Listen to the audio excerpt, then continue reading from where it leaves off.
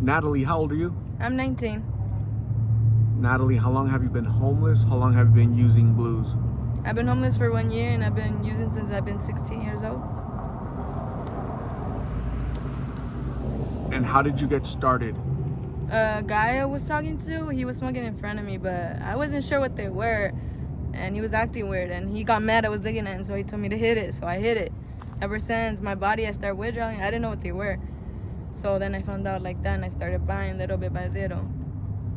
At that time when you started, were they the real ones, the prescription real ones, or the counterfeit ones from today? Counterfeit. They had just came out. They were still at 20 a pop. And how much are they now for you? 5. And how many do you need per day? 20 or more.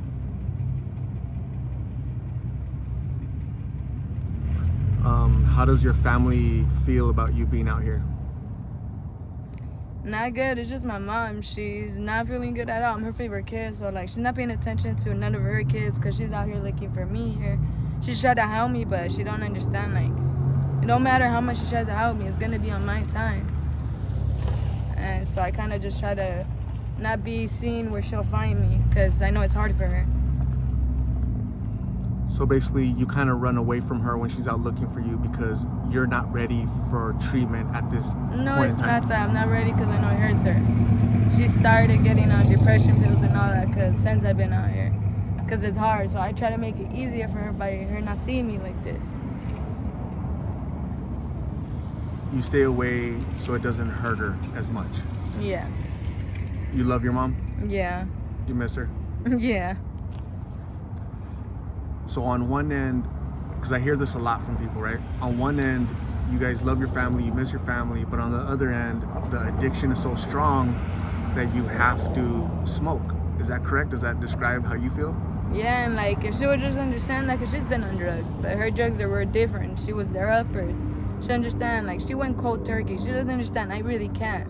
I've tried. I went to rehab 2 months ago. I came from Mexico. I relapsed as soon as I hit Phoenix. She doesn't understand that.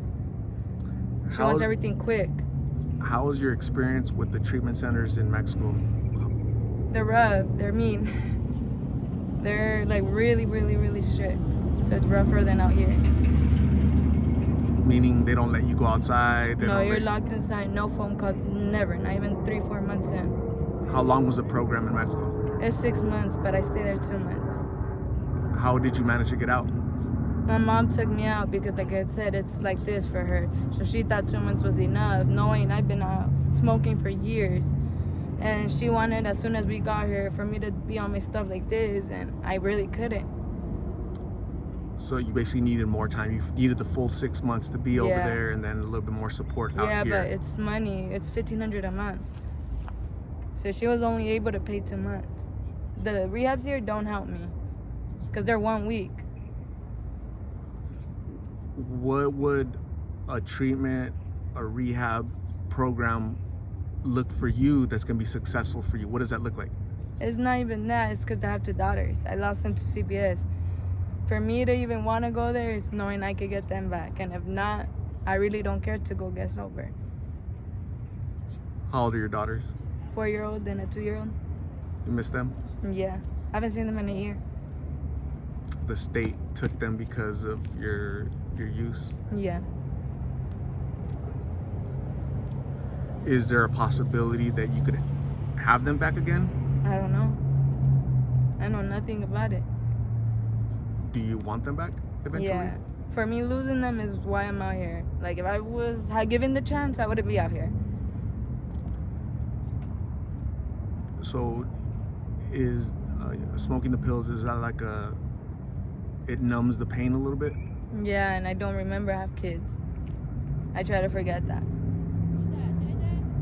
There's a lot of pain, emotional pain that you're trying to soothe and alleviate with this a little bit? Trying to hide, yeah, because sober, I can't deal with the pain. It's too much for me. Where do you think, or where do you want to be in 3 months? I don't know. I don't think of that. You just live one day at a time? Yeah. Really don't see far. Why did it get to that point? My kids. That's the only thing I cared about. But that's this is a temporary problem. Not for me. Just have the courage to seek support and help and guidance, right? Because your babies, you can get them back. But all the help I've received has never helped. Not yet. Not yet. Okay, don't give up on yourself. You're young. Your children deserve a mom. Right? Yeah. They do. Don't give up on yourself. I know they do, because I didn't really have my mom. And that didn't make you feel good, right? No. So now what are you doing to them? The same thing I was done to. But that's okay. Look, you're making a mistake. Don't give up on yourself, please. Okay? You're worth a lot more. You matter. People care about you. I'm talking to you because I'm thinking about you, to let you know that you're full of hope and dreams, and with your babies together, that's 3 of you together for building a future if you want, right? Yeah. And you probably do want that, but you don't know how, or programs haven't worked or whatever. But just don't give up. Don't ever give up. Don't do that. Don't do what you did recently to yourself, okay? Because you're not giving yourself an opportunity. I know. Right? Yeah. So, what advice would you give the young people that are, 15, 16, and they're thinking about trying this, or they recently started trying this? What would you tell them? Don't fall into what everyone's doing, because that's what everybody does, and don't follow everybody, because everybody isn't your friend here. Once you do drugs, you're on your own. When you need them, you're gonna be out here trying to do everything possible to get it. Everything. And once you do that, you falling in, and you're gonna be out here. And nobody's gonna help you. Nobody. And little by little, all your family, they're gonna give up sooner or later. They're gonna stop trying. You're gonna end up alone. So that's really good advice, Natalie. I'm gonna give you my contact information for you to contact me if you need to speak to somebody, if you need to write a treatment, if you want to talk to somebody. Sometimes you need a stranger to pull up next to you and say, hey, you're not alone. And sometimes you don't have that out here, right? It's a different lifestyle out here, right? You just don't have that support. You have... Not a lot of people who pull up are not for good. Yeah, they're asking you inappropriate questions. Hey, go on a date and stuff like that, right? Is what you're probably used to. But sometimes people pull up with good intentions to care for you and let you know that to not give up. Life is hard. Life has been hard for a lot of people, but be strong. Be strong. You have to be a strong person to be out here, right? To survive out here in the streets. And that's what you're doing. You're surviving.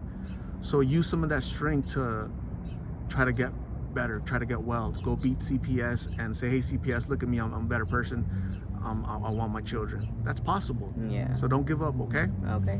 What I'm gonna do is I'm gonna get you some lunch, because lunch has been donated by my subscribers. So thank you very much. Please stay safe. We'll talk soon, okay? Okay, thank you.